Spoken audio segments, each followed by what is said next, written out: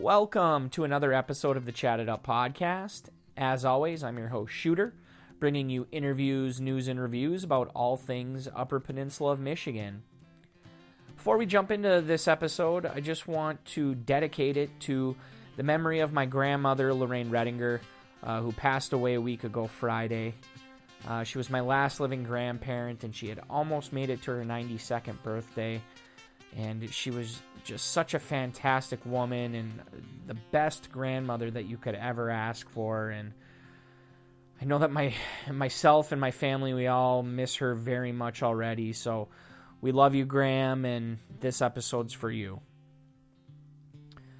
You probably noticed that the music was a little bit different to start this episode, and that was intentional. It's actually music from this episode's guest, Mr. Steve Hooper. He's the creator of the Pasty Potato and obviously also a musician, but we'll get to that in a few minutes. Before that, let's do This Week in Yooper History, which is brought to you by the good folks at Pasty.com. That's PASTY.com and the Pasty Central Facebook page. So here is March 12th, this day in Yooper history. March 12th, Pasty Central Day in History. On this day in 1755, the first steam engine in America was installed with the purpose of pumping water from a mine. Less than 100 years later, this invention would expedite the copper mining boom, followed by the iron mining boom in Michigan's Upper Peninsula. Here's an item of interest for all of our UP skydivers. On this day in 1912, Albert Berry was the first man to jump from a plane with a parachute. Stepping off the biplane wing, Berry's weight pulled the chute from a canister fixed to the underside of the craft. Rather than being attached by a harness, Berry was seated on a trapeze bar and dropped 500 feet before the parachute opened. Some excitement on this day in 1912. Pasty Central Day in History, March 12th. Once again, another big thank you to the folks at Pasty.com and the Pasty Central Facebook page for making that segment possible. Now it's time for this episode's interview, and as I mentioned earlier, it's with Mr. Steve Hooper.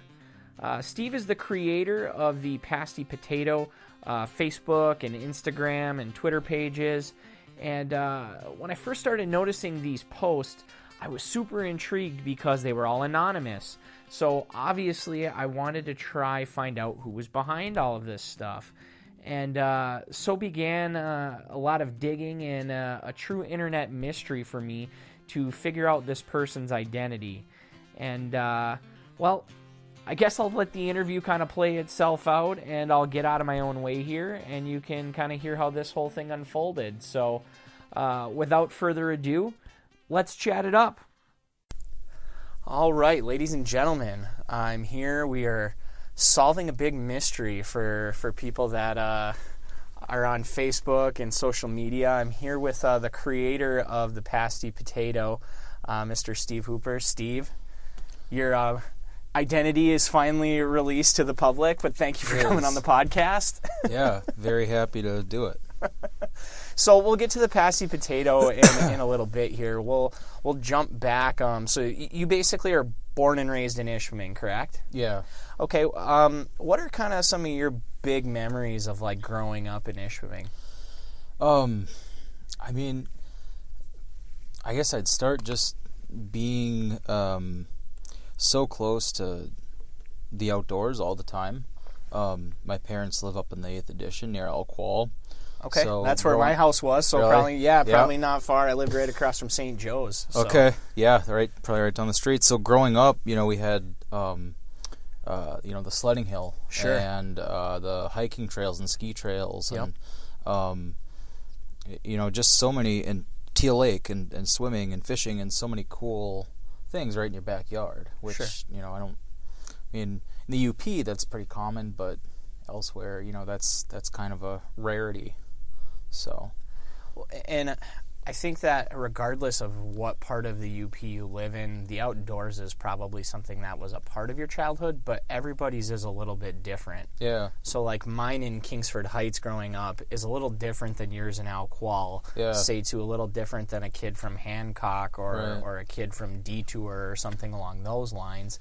So that's why I always kind of ask that question, just because I like to get people's different perspectives on that.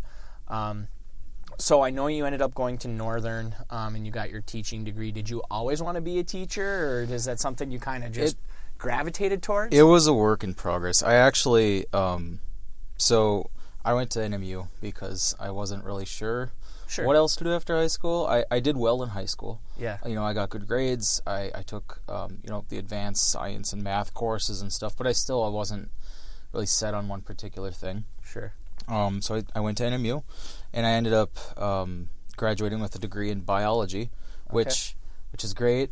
I love science. I love biology. That's what I do now as a teacher. But by itself, you're kind of left with grad school, or like something medical, right? So Sure. I had been looking into. After graduation from NMU, I'd been looking into like physical therapy, occupational therapy, things like that. Sure. Didn't end up working out. I learned that, you can kind of do all the right things and you still might end up on a long waiting list to apply. Things like that. I tried a program for a while that was kind of a online / visit campus every once in a while. Sure. Sort of a hybrid thing, and it didn't really work out good for me. And so my wife, my girlfriend at the time, also graduated from NMU with her nursing degree. Okay. And had just taken her first job in Madison. Mm-hmm. And I followed her there. I still didn't really have a job, but I followed her there. And I found myself with an opportunity to join the UW-Madison. They had a accelerated master's program in teaching. Oh, okay. So it was, you started in the summer, and you did a summer semester, an entire academic year, and then another summer after to kind of finish up your capstone work. Okay. And the timing worked great, and I teach science. So when you finished up your master's program, did you find it difficult to find a teaching job because you had your master's? I mean, I taught for 2 years in the from 2009 to kind of 2011, and at that time a lot of people would tell me it was hard. They would almost not even want to put that they had their master's on like a resume because they found it hard to find work, because if it was between them and another teacher that maybe had the same amount of experience that didn't have a master's, they're going to take the person that doesn't have their master's because they can pay them less money. Does that... I heard that, and I don't honestly know, for districts whether that factors into the decision making. You hope it doesn't, but you never know. How the budget discussions go and stuff. Right. My thing was, we had been in Madison for about 2.5 years. Sure. My wife loved her job. She worked for American Family Children's Hospital. Oh wow. Just kind of on a general pediatric unit, and I was getting ready to kind of finish up and graduate in August. And we had kind of talked before this, but we'd gotten married the summer before, 2015, and we kind of agreed, we were both from the UP, we want to go back. Sure. So it's kind of funny because I finished my program and was sort of talking with my cohort and everyone, and most of them were from Wisconsin, but there were a few from the East Coast and other areas, and I was talking about where we were going to move, and of course, the first thing was confusion. Where's the UP? It's joined to Wisconsin, but yeah. And so pretty much all the schools I applied to were in the UP. Sure. Which, it's limited, and districts are small, and there's only so many science teachers. Right. But it ended up working out. I found a job in Manistee. Sure. My wife ended up finding a nursing job at Schoolcraft Memorial, and that was kind of our I guess, homecoming back to the UP. Sure. Did you enjoy it in Manistee? I'll be the first to admit that I haven't spent a ton of time in Manistee, so I can't really speak to the area a whole lot. But did you enjoy your time there? I did. Ishpeming, Marquette will always be home, but we definitely enjoyed a change of scenery. Right on the Lake Michigan shoreline. I was going to say you're on the other lake for a change. Yeah. So it was neat because I had never really been there either. Yeah. I think maybe we passed through on the way, downstate and things, right. But, it was neat because, no matter what corner of the UP you're in, there's so many unique things. Sure. I think that's what makes one of the, like you asked about growing up at Ishpeming, like, there's the outdoor opportunities and everything, but you're surrounded by the mining history and all these like interesting things that are kind of like part of your daily experience. So, and of course, Manistee has that same type of thing. Being right on the river, right on Lake Michigan. I kind of got a crash course in like salmon fishing. Oh, okay. And learning about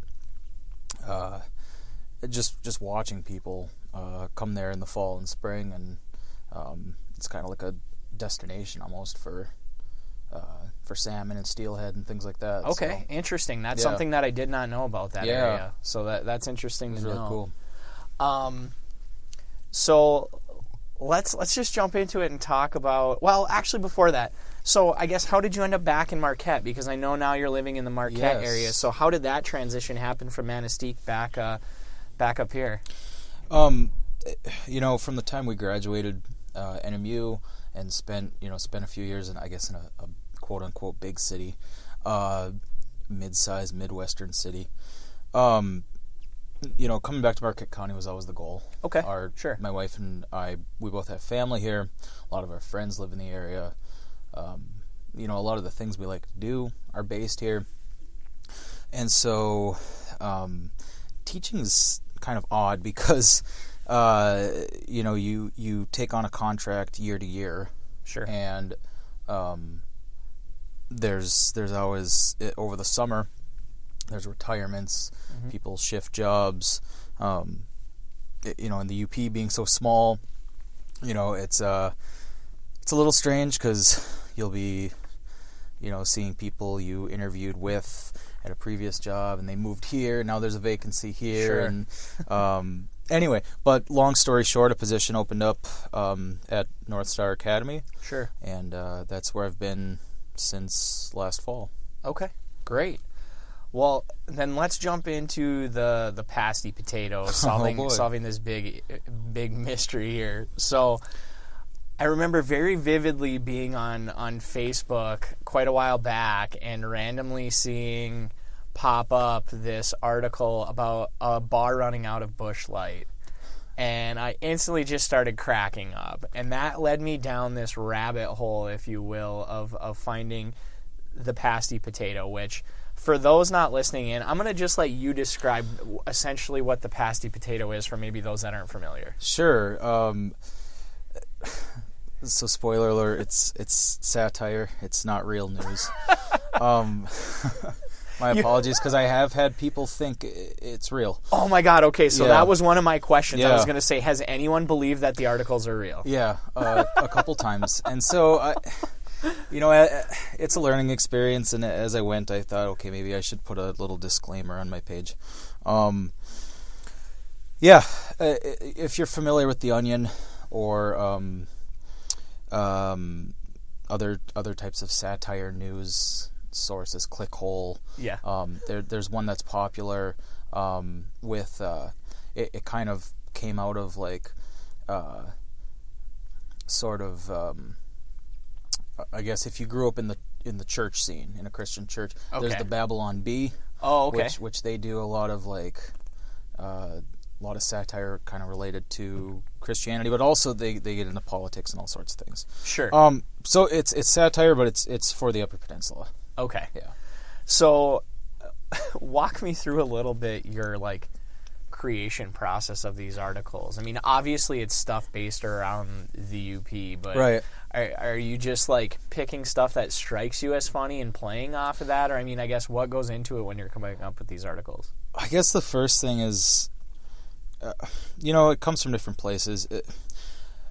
It's pretty much always rooted in, something factual, an actual event, Sure. something somebody did or said. And some of it's just things I enjoy, like hobbies and things I like that I, might write about in kind of a sarcastic way or something. Right. I don't know. I don't really know what spurred me to start it. I started it about almost a year ago. Would have been last April. And I don't know. I guess as I've gotten older, and I think part of being a teacher is you have to have a good sense of humor, and so I don't know. I find satire, I find it funny, but I also find it can kind of sort of get people to think too. Sure. Absolutely. And examine a situation and kind of think critically about it. So I wanted to combine that just with my own experience growing up in the UP and sort of the things I enjoy. Sure. Well, what I enjoy about it most is there are a lot of stereotypes about Yoopers in the Upper Peninsula in general. And obviously stereotypes in a lot of ways sometimes are built on like little kernels of truth. Right. And what I enjoy most is it takes those little nuggets of things about being a Yooper, like running out of Busch Light, Yeah. or just little things like that just make me chuckle. And like you said, you've got to be able to find humor in everyday life, and I think it's really good at picking out that humor in everyday life. Has anybody been like upset with any of the articles that you've put out, like thinking that they're real and being like angry with you? I don't want to go into too much detail, but yeah, there was an instance, and it was actually somebody I knew too. Did they know it was you? Because I mean, technically, it's not at first. No. Okay. So, Okay. But it was a little awkward, but I guess in the long run, it's gonna happen if you kind of put yourself out there like that. So Sure. Now, was the choice always to keep it anonymous, or did that just kind of just evolve over time? I mean, I guess I was kind of modeling what something like The Onion does. Sure. Like they sort of present themselves like they're a legitimate news source, and they don't necessarily like have a staff and like that they list the names of who wrote each article, right? It's sort of it's kind of like this anonymous news source posing, right. posing as something real. It's like that whole thing in professional wrestling, the kayfabe. There you go. Yeah. That's a good way to look Sort of at like it. everyone's in on the joke. We're pretending it's real. Yeah. But it's, yeah. Now, the funny part about this is, like I said before, when I started going down this rabbit hole of these articles, well, then I started sharing them with like my friends, and it became this big like internet mystery for us to try and figure out who was behind it. Yeah. And so shout out to John Spigarelli. He's been on the podcast. If he's listening into this, I'm sure he'll probably listen to this at some point, but he and I were like scientifically trying to like figure out who was behind these articles, and it got to one point where both of us accused one another of being the person behind this site. And so that was when I had put out on the Facebook page where I was trying to solve this mystery, and thankfully you actually reached out to me yourself. Nobody ratted you out for your identity. I don't know if nobody else knew who you were or not, but I just thought it was kind of funny that we had this big mystery of trying to solve it. But do you think that some of the sarcasm that you're using when you're doing this is a bit of an outlet for you? In a way? Yeah, I was actually going to bring that up because I guess thinking more about why I started it, I don't know. I mean, we live in such a weird time. People are there's division politically and socially and all these things. And sure.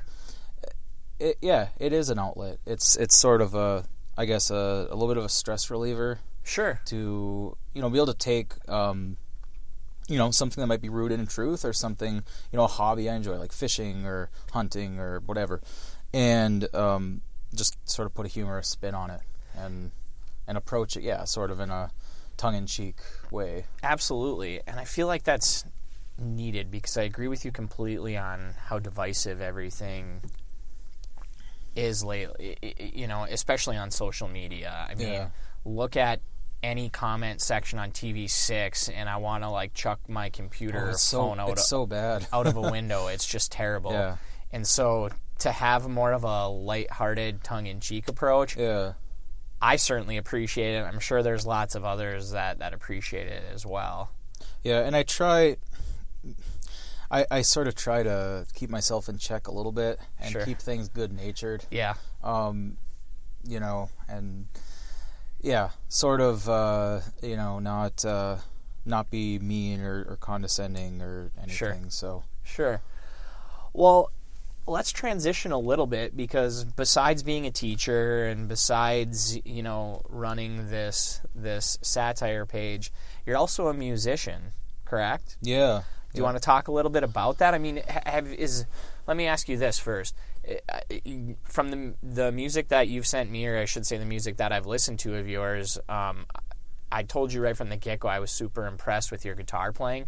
Have you always played guitar growing up, or is it something that you kind of picked up later? Yeah, kind of picked it up later, and originally never thought I'd really have an interest in it. Sure. I was in band throughout middle school and high school and played trombone, but it was more like, my friends are here, have fun, whatever. Sure, but you've always kind of had some music be a part of your life in one way or another. To some degree. Okay. Yeah, and just kind of casually early on, but as I got older, of course, I got an iPod and, mid 2000s, and now you're really dating yourself. A little bit. Yeah, and it kind of just was something I fell into a little bit. Okay. There was another guy at the church I grew up in, and our pastor was he played guitar. Okay. And was going to just kind of teach some lessons casually. Yeah. And so my mom asked if I wanted to do it, and I said, sure, why not? I'll try it. And I don't know why I found it compelling, but I did. Mm-hmm. And 12 years later, 14 years later, because I started in 2006 or 7. Anyway, yeah, it's an outlet, Yeah. And I guess I play guitar, I write songs for sort of the same reason I write satire. It's I could easily see that. Now, your name for your music, you go by the name of Under This Cold Sky. Where did that name come from?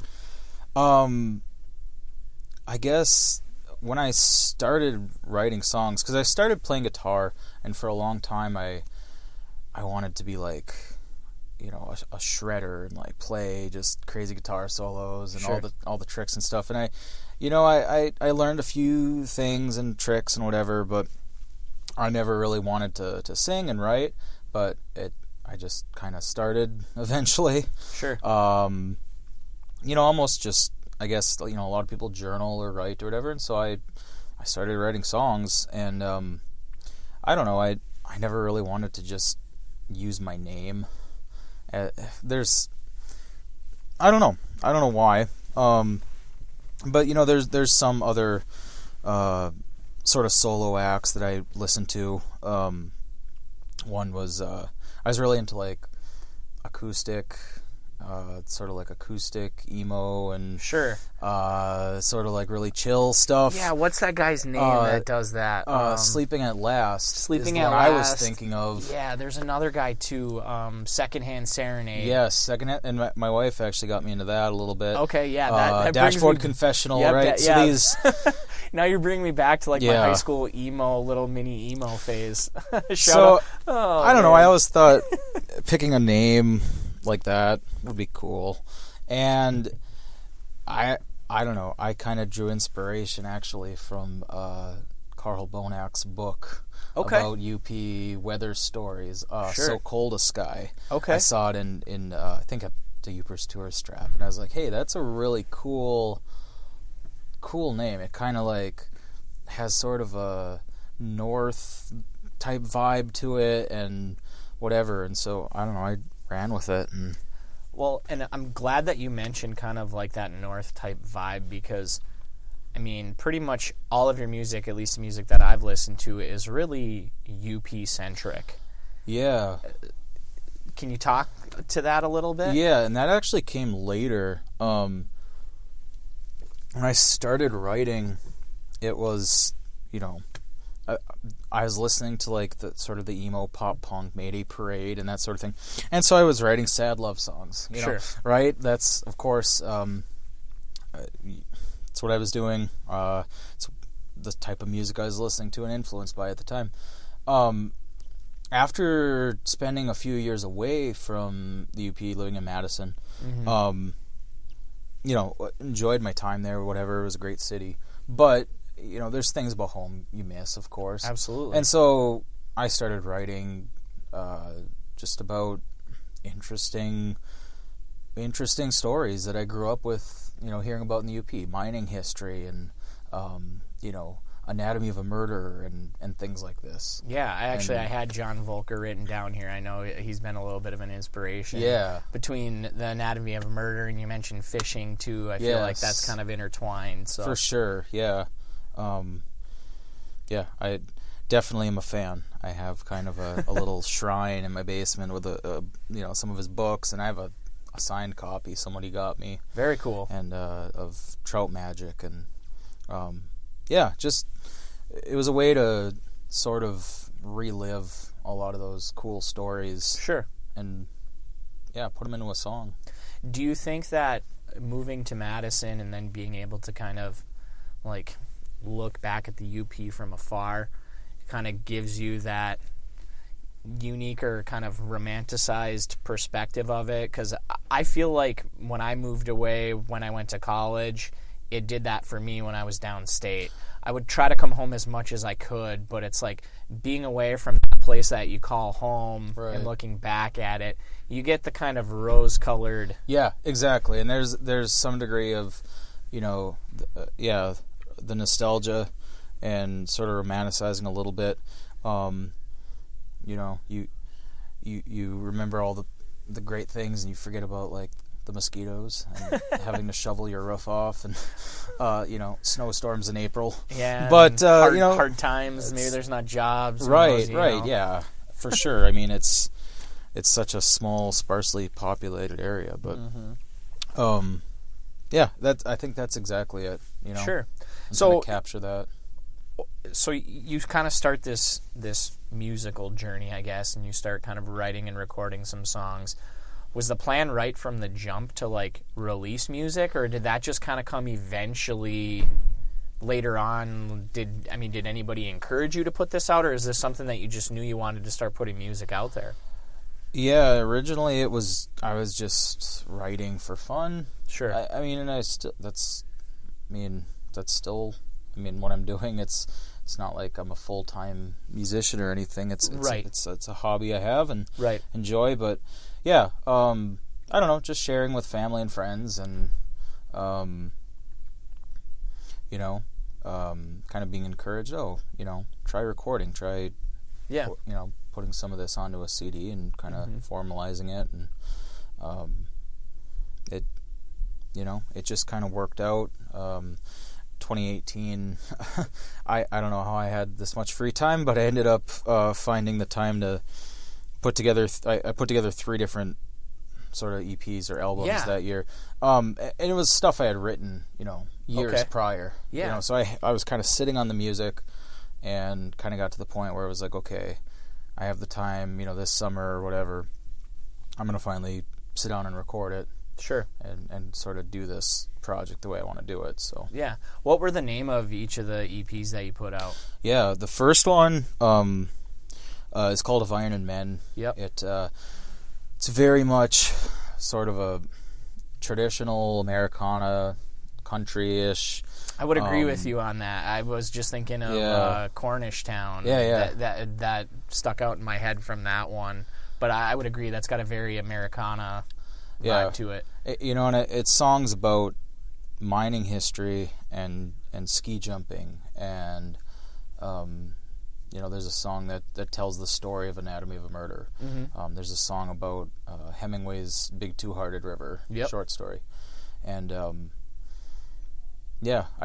I had been, during my years away, I had been kind of sort of, I guess, falling in love, I guess, with UP history and the stories and the people and the places, and reading books and things, and sort of spurred all that. Okay. What was the next one then? Yeah, that summer then, part of being a musician, and if you go to record, make a project, it's deciding, you might have 100 songs that you've written over the years, and how do you group them together and make things fit. But I found myself with a batch of songs, I guess, sort of all about like places, more so than stories or history or anything. Like, a song about Lake Superior, songs about fishing on the Escanaba River, things like that. And so I put together a project called If You Seek a Pleasant Peninsula, of course playing off our state motto. And I like to say it celebrates sort of the life and places around the UP and Great Lakes. Yeah, I think that was the one that I told you, to me, feels like fall. Yeah. It feels like a season. It feels like... Yeah, and it's very much influenced by seasons, right? So, the title track, sort of references, summer and like the tourist season, and sort of the the time after that when it, things start to become more sparse and you can go to the beach and there's, in October and there's no one there. And, very much influenced by the seasons for sure. Sure. So then what was the third one? Yeah, the third, and this is actually the last project I've recorded so far. Last year was a super busy year. Sure. I didn't really have too much time to get in the studio. It's a 4-song EP called Boreal. Very different from the other two in that the songs aren't necessarily focused on really any aspect of life in the UP, but just life in general, I guess. It's darker music, it's heavy music, there's electric guitars and bass and drums, sort of a, I guess, rock or almost a grunge sound. So that was, I had always kind of wanted to make a rock thing, so that was sort of my swing at that. Yeah. So of this music that you've put out there, has it been you just kind of putting it out on platforms, or have you been playing local shows or shows around the area? Yeah, and that was the other thing. When I started, recording and releasing these projects a couple of years ago, I started, I had played open mics and different things for years prior to that, but I sort of started actually, reaching out and trying to, I didn't really know what a press kit was, but I tried to make one. Sure. and sort of reaching out to local venues and being like, hey, here's some stuff I did, I want to play. Yeah. And, just, I guess, kind of trial by error and learning how to communicate with venues and sort of sell yourself a little bit and, sort of get people interested. I've found, I've played quite a few events around the UP, around Marquette, around Manistee when I lived there. Sure. And, even in Escanaba and places like that. And, I've definitely found myself being able to do quite a few cool things with that. I was going to say that it's probably got to be kind of a fun way to kind of see the UP in a different way, maybe playing in venues or places a little off the beaten path or not what you would consider like your big hotspot destination, so to speak. Right, and it's a little different for me because, usually I'm playing solo, so it's, and I've played as a part of other bands, like cover bands and rock bands and stuff, and, sort of played the bar scene. And But when you're a singer-songwriter, it's a little different. You want to play a place where people, are sort of there to hear what you have to say and hear your songs. One particular event that really stands out is last summer, 2019,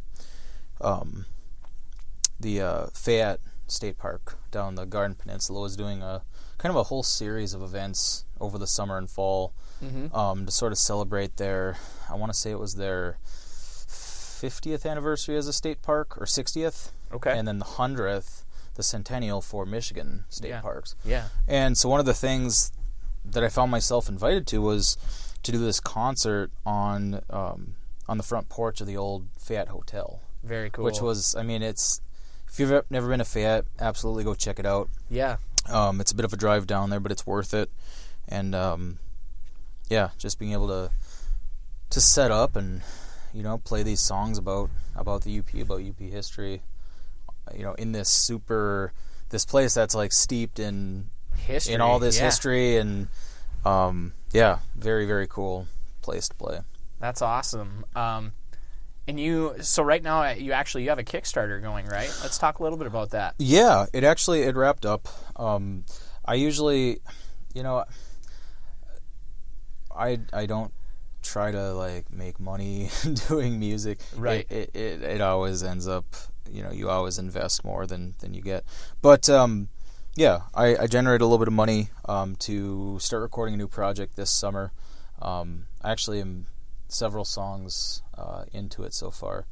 It's an album called Summer '97, and it's sort of about my childhood experiences in the UP. Yeah. And you know, and it's specific to me, but it also, you know, there's a lot of stuff that anyone who grew up, you know, in the UP or Wisconsin or, you know, the northern lower peninsula, any rural area, sure, you know, will probably relate to. So yeah, very cool. So for people to find your music, is it out there on like Spotify or is it on Bandcamp? Or if people want to listen to Under This Cold Sky, how can they find it? I'm a little bit old school. My first thought would be I have CDs for sale around some of the local businesses around Marquette. Sure. Jim's Music, Uptone Music, Touch of Finland. Trying to think where else. It's sort of changed over the years a little bit. Uptown Gifts, downtown Marquette. Yeah, I can respect that. Support the mom and pop shops. But I mean, you know, we're in 2020. People like to stream music. My first two projects are on YouTube. If you search Under This Cold Sky, I think there's a few live videos too that'll come up. But they'll be the If You Seek a Pleasant Peninsula and Of Iron and Men. Those are on YouTube. They're on Bandcamp. They're on Apple Music, Amazon. And then everything I've done is on my Bandcamp page. That's sort of my home base. And you can stream, you can download if you want. It's underthiscoldskymusic.bandcamp.com. All right. There's demos I've done. There's some of my new songs that aren't really on an album yet, but sort of unreleased. Sure. Are there. So yeah, that's sort of my home spot for my music. All right, very cool. Well, we pretty much have like checked off all of my boxes. Is there anything that I didn't touch on that you want to add, or you feel like I missed, or? No, I feel like I probably talk too much, but no, you know, you're not the first person to say that on here, but that's the whole point, is to sit and talk. So you did great. And so we'll wrap this up with, I know you listen to the podcast, so I've got to ask you the same question that I've asked everybody. How do you like your pasty? Plain. Plain? Plain. Nothing on it. Don't mess with perfection. All right, well, Steve, I appreciate you coming on the podcast. This has been a lot of fun, and really kind of coming full circle, because when I first kind of put out the podcast, you know, you and I connected and we had chatted a little bit, and so to, in the second season here, finally be able to kind of sit down and not only meet you but have a conversation, this has been really awesome, so thank you. Yeah, I was very happy to do it. All right, that's going to wrap things up here for this episode. Another huge thank you to this week's guest, Mr. Steve Hooper, for giving me the exclusive interview to release his identity out there to the world. It was a really great chat that I really enjoyed.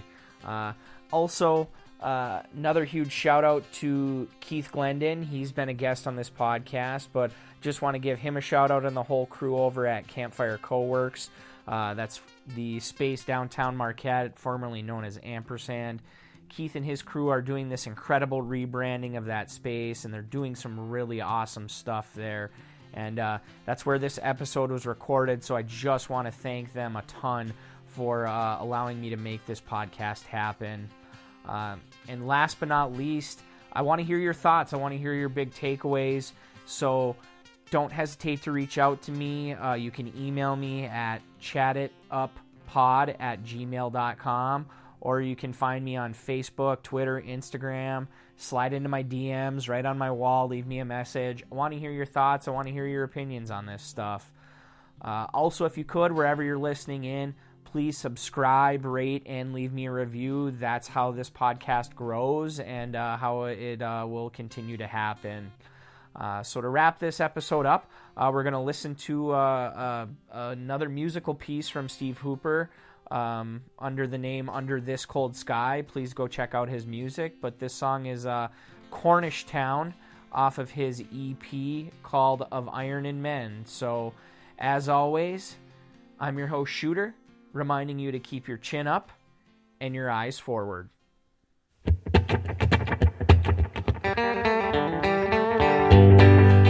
My great-great-grandfather was an Englishman and a miner by trade. He worked his life down in the darkness underground. The iron boom was calling it, the good old USA. Not quite home, but it became his Cornish town. Work was hard time and money was scarce. 60-hour weeks, 6 months of cold and snow. But you did what you had to take care of your kin. He gave them 25 years anyhow. Cornish town said he was in line for the British crown. I never knew him, but I reckon if he was still around, he'd probably make his home in Cornish town. Well, it's a century later, and I'm taking me a drive down the old streets of Cornish town, where foundations of the homes that once stood proud and now grown in. And if you listen, you can hear that pickaxe sound. Cornish town said he was in line for the British crown. I never knew him, but I reckon if he was still around, he'd probably make his home in Cornish town. Cornish town, I said he was in line for the British crown. I never knew him, but I reckon if he was still around, he'd probably make his home in Cornish town. He'd probably make his home in Cornish town.